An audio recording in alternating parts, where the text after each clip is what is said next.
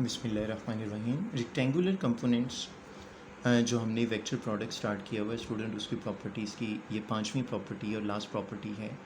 तो ये हमने अलग अलग इसके लिए वीडियो बनाई है क्योंकि ये थोड़ा लेंथी है और ये अलग से आपको मिल जाती होती है लिखने के लिए पेपर में।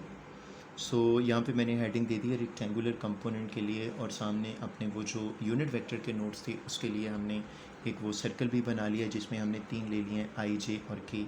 तो चलें जी, स्टार्ट करते हैं वेक्टर के रेक्टेंगुलर कंपोनेंट्स को। डिटेल में देखेंगे क्रॉस प्रोडक्ट के लिए, लेकिन सबसे पहले ये देखते हैं कि हमारे पास जो मल्टीप्लिकेशन के लिए दो वेक्टर ले लिए, एक ए और दूसरा बी। एक ही स्टूडेंट हमारे पास यहाँ पे दो कंपोनेंट्स तीन, मैक्सिमम 3 कंपोनेंट होते हैं। पहला एक्स कंपोनेंट जिसकी डायरेक्शन आई होगी, दूसरा वाई कंपोनेंट जिसकी डायरेक्शन जे से रिप्रेजेंट करेंगे, तीसरा z component direction k. B के भी 3 कंपोनेंट, बी का x component direction i, B का वाई कंपोनेंट डायरेक्शन जे और बी का जेड कंपोनेंट डायरेक्शन के आ जाएंगे। अब हमें करना क्या है, हमें इनकी क्रॉस मल्टीप्लिकेशन करवानी है। सो हम लिखेंगे ए क्रॉस बी। सबसे पहले ए की वैल्यू पुट करता हूँ, एक्स आई, ए वाई जे और ए जी के। बीच में क्रॉस है तो हम क्रॉस ही डालेंगे। फिर बी की वैल्यू बी एक्स आई, बी वाई जे और बी जेड के। ठीक है, अब सिंपल मैथमेटिक्स के असूल को इस्तेमाल करेंगे और ए एक्स आई को सारे से मल्टीप्लाई करेंगे। ए एक्स आई को मल्टीप्लाई किया जाएगा बी एक्स आई, बी वाई जे और बी जेड के से। ठीक है, बीच में स्टूडेंट अब प्लस लगेगा चूँकि उधर स्पेस थोड़ी कम है, मैंने कहा ये नीचे लिख लेता हूँ। अब ए वाई जे को मल्टीप्लाई करेंगे सारे के साथ, और सारा क्या है अगले वाला बी एक्स आई, बी वाई जे और बी जेड के। ठीक है, अब ए सी वाला वो इसी के नीचे लिख लेते हैं कि डायरेक्शन और कंपोनेंट बी एक्स आई, बी वाई जे और ये वाला बी जेड। ठीक है, ये हमारी एक लाइन कंप्लीट हो। अब हम करेंगे ए क्रॉस बी उसी तरीके से जैसे हमने डॉट में किया था। मैग्नीट्यूड को मैग्नीट्यूड से मल्टीप्लाई किया जाएगा और यूनिट वेक्टर को यूनिट वेक्टर से।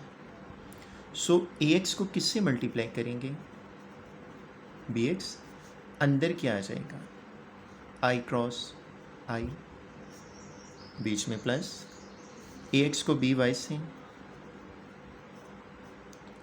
आई क्रॉस जे, ए एक्स बी जेड और आई क्रॉस के। ठीक है, अब प्लस बी। अब ए वाई वाले की बारी हमारे पास। ए वाई को किससे मल्टीप्लाई करेंगे, बी एक्स से, वाई की यूनिट वेक्टर जे, क्रॉस में एक्स का आई। अब A Y B Y, J को जे से मल्टीप्लाई करेंगे और A Y B Z J cross की। ठीक है, जे क्रॉस की। इसी तरीके से A Z B X, student last वाली लाइन यह आ जाएगा K cross I, A Z B Y,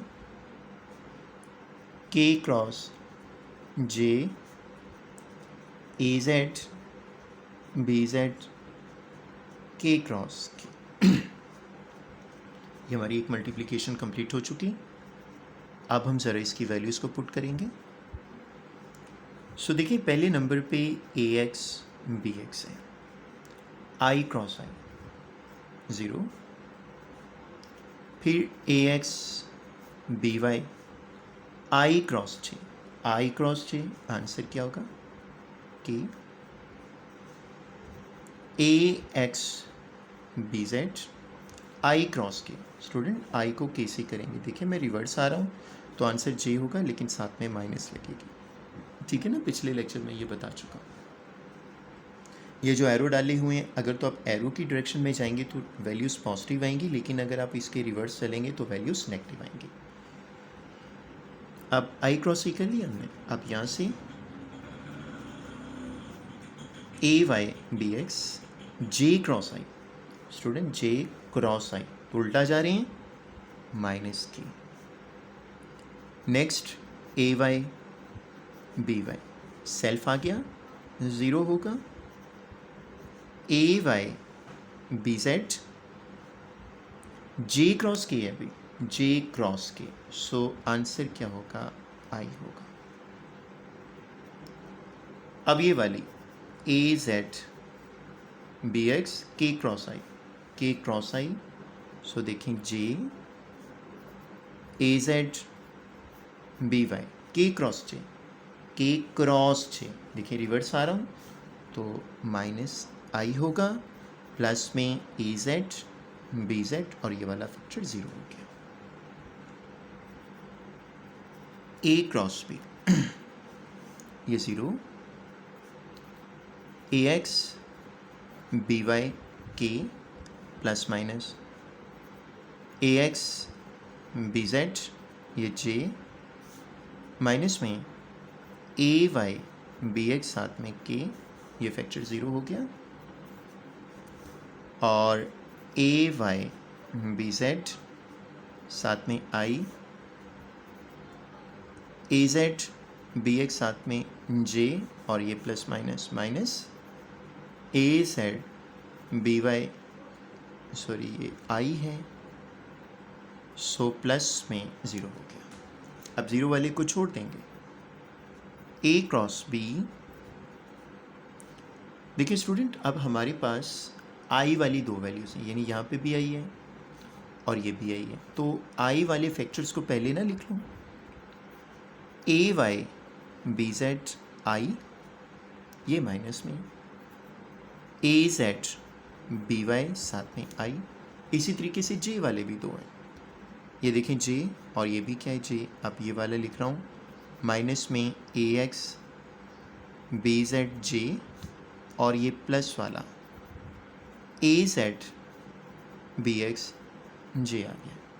इसी तरीके से हमारे पास के वाले भी दो हैं, ये देखें कि ये भी है और ये भी है, तो ये लिखता हूँ ए एक्स बी वाई के माइनस में ए वाई बी एक्स और ये क्या बना के।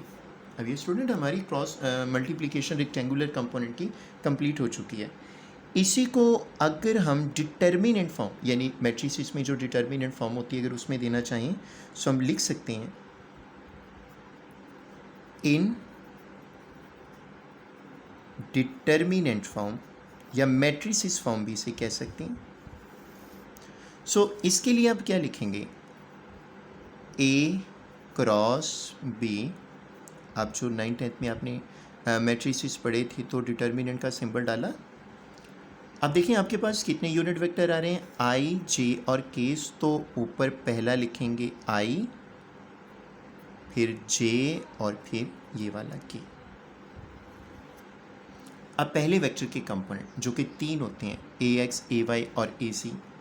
सो पहले के तीन कंपोनेंट डालूँगा, ए एक्स ए वाई और ये वाला ए जेड।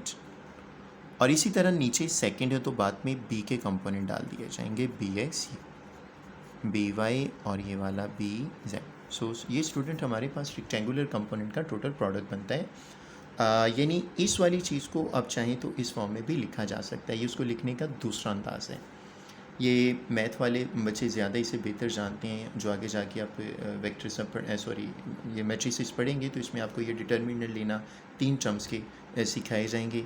सो अभी मैंने जस्ट यहाँ पे उनका हिंट ही दिया है, यानी बंद करने का तरीका लिया है। तो इससे क्या मुराद है कि आप इस वाली पूरी रकम को इस अंदाज से भी लिख सकते हैं, लेकिन अगर इसका डिटर्मिनेंट लिया जाएगा तो आपके पास आंसर यही होगा। उम्मीद करता हूँ अच्छे से समझ आ गई होगी।